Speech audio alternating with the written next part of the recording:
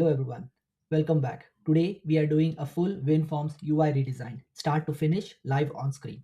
I've got a complete inventory management app, search, filtering, pagination, a detailed page, and a full thing. And right now it looks exactly like you get when you let WinForms make every decision for you. Gray backgrounds, blue buttons, no layout system, no color decisions, no typography. By the end of this video, the same app, the same inventory model, the same C sharp logic, and the same data is going to look like this. We are going to fix three things: the layout, the color system, and the typography. Then we are going to build three custom controls from scratch: a rounded button, a sidebar nav item, and a stats card using on-paint overrides. No third-party libraries, no NuGet packages, just WinForms, Visual Studio, and the intentional design decisions. The source code for both the before and the after is in the description. Open it up and follow along. Let's go. Here's what we are starting with: the Inventory Pro, an inventory management app which has search, filter bar on the top, a data grid view with stock items, and a details panel on the right, and a summary section right at the bottom corner. Crack open the main winform.cs and the logic is solid. The button search, which handles filtering, the refresh grid that handles pagination, data grid view 1 selection changed, which populates the details from you clicking a row, and this code works perfectly. But the UI has three specific problems, and I want to show you how and what exactly they are. Problem 1: absolute positioning. Every control is hard coded to a pixel coordinate inside main form designer. The grid view is hard coded to a specific location, as you can see over here. And then if you see, the details panel is also pinned to a specific location, like you can see over here. So moving one thing and everything else needs manual adjustment. There's no structure, just coordinates. Problem 2 is no color system. If you open the main form designer over here, the main form design, you if you search here for any color in the designer, every color in the system is default, whatever WinForm has decided. No one has intentionally made a decision to color anything over here. The problem 3 is flat typography. Every label, every heading, every status text, same size, same weight, and your eyes don't know where to start reading because nothing was given priority. So quick question before we start: layout, color, or typography? Which one do you think makes the biggest visual difference? Drop your answer in the comments, and I will give you mine at the end, and it might surprise you. I have my after project open over here. The first thing you will notice is there is no main form designer. Everything is built inside this code. And if you look close, you will see there are three functions or three methods that are used. One is the build title bar, build sidebar, and build main. Everything happens within these methods, and this is the code first approach. And the reason I chose it for this project is simple: once you start writing custom controls with on paint overrides, the designer can't help you anyway. So we stay in code from the start. Everything is explicit, everything is readable, and you always know exactly why the UI looks the way it does. Rule 1: let's fix the skeleton before we dress the body. Instead of scattering controls at absolute pixels positions, we will build three containers: panel title bar at the top, which will be of 40 pixels tall, panel sidebar on the left, which will be of fixed width, which is 200 pixels, and a panel main, which takes everything else at 760 pixels. Every other control in this app lives within or inside these three panels. So let's start our application. So here I have the code already written so that I don't spend time on typing all of that. But here you can see we do not have a designer, and all our controls are on the code. So here I have a panel, which is a panel title bar, panel sidebar, and panel main bar. And here you can see also I have done some changes to my main form. So where I have set the form border style to none so that I do not have any border for our form. The start position is center screen, the client size is the size of our window, and the text which is displayed on the top. And here I have created this method init UI where I will be setting the sizes for our title bar, sidebar, and main. And then we have this load data, which is also present in our before app, which basically fetches the dummy data. And then we have this apply filter, which I will talk about soon. Other than that, there are other controls which are defined directly on the UI, in the code behind, and then there is no designer.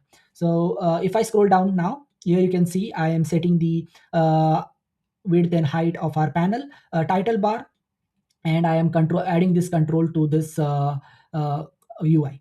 And then if you scroll down here, you can see I am doing the same for our sidebar. And also, if you scroll down, you will see that I am doing the same for our panel main.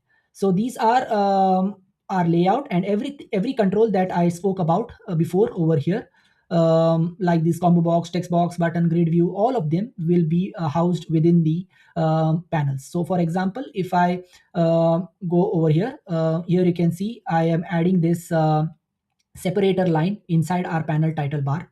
And if you go to the sidebar, our sidebar is PNL sidebar, and here you can see I'm adding this label, then I'm adding this logo, and then slowly I'll be constructing all of these controls in the code behind and adding them within our main panels. And then you can see at the bottom, this is our main panel, and in our main panel I am first setting the width and height, and then the page title, the subtitle, then the plain buttons, then the separators, a filter bar, and so on. And all of this you will be able to see when you run the application. You're also adding a data grid view and the columns that are need for our data grid view. So right now this is not dynamic, but I'm adding these, but you can also, of course, load this data grid with the data table, and all these columns will be automatically populated. Let me run this application. Pause and look at this. Not a single color has changed yet. I have made that clear. All that we did was organize controls into three containers instead of scattering them across a flat form. And already there's a left side and a right side. There's visual order where there was visual noise. The structure is invisible work. It never gets to the credit, but it makes everything else possible. Fix 2 is the color system. And I said system, not pick a dark color. There's a difference. At the very top of our main form.cs, before controls are declared, we have a block with the static read-only color constants, and these are called design tokens, named values that are entire app references. Change accents in one place, and every button, every active nav item, every badge updates automatically. No hunting through the code for hex values. There are three background colors. That's the whole palette. The BG app for the form, the BG sidebar for the title bar, slightly lighter so that we read as a distinct surface, and BG surface of cards and panels inside the main area. Watch what happens when I set these and run the app. So I will go ahead and show you where I have set these colors. So for example, if I select this BG app, and you will see it is set as a back color for our main form. And let's go to the BG sidebar, and you will see that it is set to our title bar, and the BG surface will be set to our search text box, and the top bar on the top. So that is the BG surface. And then you can see we have the accent colors as well, which will be set across our apps. So if you scroll down over here, you will see it is being used on buttons and other UI controls. So here you can see it is also set on this data grid view, and the selection back color is set to this accent color, and so on. We have applied these colors at one place, basically set this at one place and then reference it everywhere, so that you do not have to go through the whole code and find all the hex values and change them. You can change it at one place, and it will be reflected in every control. So I'll go ahead and run this application, and you will see what happens to the app that we saw before. Now look at the 4 stats card on the top. The total item card uses text primary, which is a white neutral color. Then the total value uses the success green, which is a positive number and a positive color. The low stock uses warning, amber, and out of stock uses danger, red. A user can scan those 4 numbers and understand the health of the inventory in under 2 seconds. That's color doing real work, not decorations. Fix 3 is typography. Fastest change in the entire video and the highest value per minute of work. Just below the color tokens in main form.cs are 4 font declarations. The heading, which is used for the page title. Then you have the body, which is used for captions and the muted subtext, and then you have the mono for the ID and price columns, and the small for other captions and muted subtitle text. So these four fonts are the entire typography system. Nothing else in the app uses any other combinations. So we will apply all of these fonts to our controls, and I will show you how the app looks like. Let me run this app. So here I have the app running. Same content. Your eyes goes now straight to the inventory at the top heading, and then the stats row, body, and then the table. That's typography hierarchy doing exactly the job it exists to do.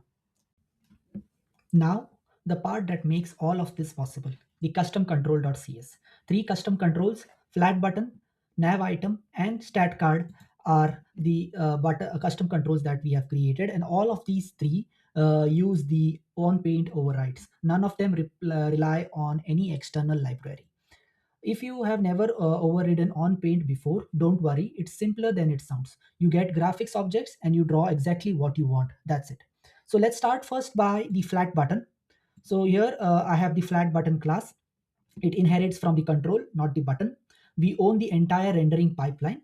The on paint override does three things for us. So here, if you see, this has the on paint, this flat button, and it first builds a rounded rectangle using the graphic path. Then it fills a color you are based on the whether it is hovered or pressed is true, and it draws the text using the text render.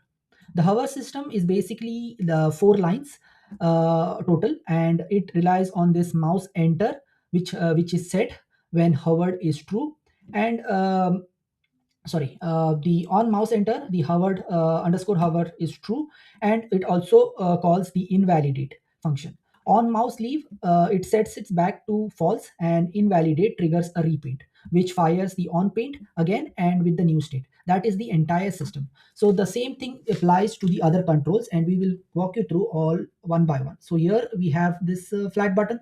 Also, we have set some color palettes over here for our flat button. We also have set the primary button style, and this is our hovered and pressed properties. And other than that, we are setting the styles over here, and the fonts and the sizes of this, and the cursor hand. And these are our on enter, on mouse, on down, and on mouse up event handlers, and these will trigger or set these properties based on the actions that you perform using the mouse. So, and then it basically triggers this on paint override, which creates these graphic items and applies to these flat button every time you perform these options. Then I will move to the nav button. So this is the nav button that is on the sidebar, and if you see the sidebar navigation control, the same pattern, it inherits from the control and overrides the on paint. So here you will also have an overrides on paint, and the detail worth calling out in the this is the active indicator. So here you can see we have this active indicator, and this tells you which nav item on the nav bar is active. So that is the active indicator property, and when the active property is true, we draw 2 pixels filled rectangle. So here if I scroll down, so if you can see, if it is active, we draw this rectangle, and if it is hovered, we fill this graphic with a different rectangle. And these properties over here are basically different. If you can see, the solid brush and the for the active and for the hovered are different. So here you can see we set it with a 2 pixel filled rectangle along the left edge on the accent color. And if I run this, I can just show you. So here you can see there is a 2 pixel small rectangle at the end, which tells us which nav bar is active. Then we also, 2 lines are drawn on the entire active state, and it looks as if it is selected. And of course it is selected. And if you look at the purchase order nav item, it has a badge at the corner, and that's the badge count property, and that is set to anything above 0, and the badge appears automatically and drawn as a round rectangle with a danger red background. So if I stop the application, and here you can see, here there is this icon, and it is drawn on the text, and here you have the label for the the badge that will appear on the navbar item. So all of this is done within the control. within the OnPaint. Then let's move to the StatCard. So this is the last control that we created as part of our custom controls, and this is the simplest of the three. It draws a rounded rectangle background in the BG surface, then renders three text elements, a small muted label at the top, a large value in the middle using whatever value color you pass, and a tiny caption below. So here, if you see, if I'm running application, here you can see a caption on the top, main content, and the small subtitle. So this is the stat card. All right, three fixes, three custom controls. Let's go back to where we started. Same app, same inventory model, same button search, same refresh grid, pagination logic. The C sharp that makes this app work didn't change by a single line. The only thing that changed is the decision, a three-panel structure inside of an absolute coordinates, nine color tokens instead of system defaults, four color roles instead of inherited sizes, and three custom controls: flat, button, nav item, and stat card. About 200 lines of in custom control.cs. That is the entire gap between an app that looks like a default install and an app that looks like a product. Okay, to answer the question that I asked at the start, layout, color, or typography, which makes the biggest difference? My answer is layout. Every time, color gets the credit, typography gets the attention, but neither of them has a foundation without structure. The sidebar only reads as a sidebar because it's a 200 pixel panel within its own background. The stat card only reads as a row because they are all in PNL stats. Get the structure right first, and the rest is finishing work. Three things to take away is: one, structure first, always, panels before colors. Two, a color system is nine tokens and a decision. That's all this entire dark theme is. Three, on paint is not scary. It's a graphic object and a few method calls. Once you write your first custom control, you'll wonder why you waited. I want to hear from you. Drop a comment. Was it layout, color, or typography that surprised you the most in this video?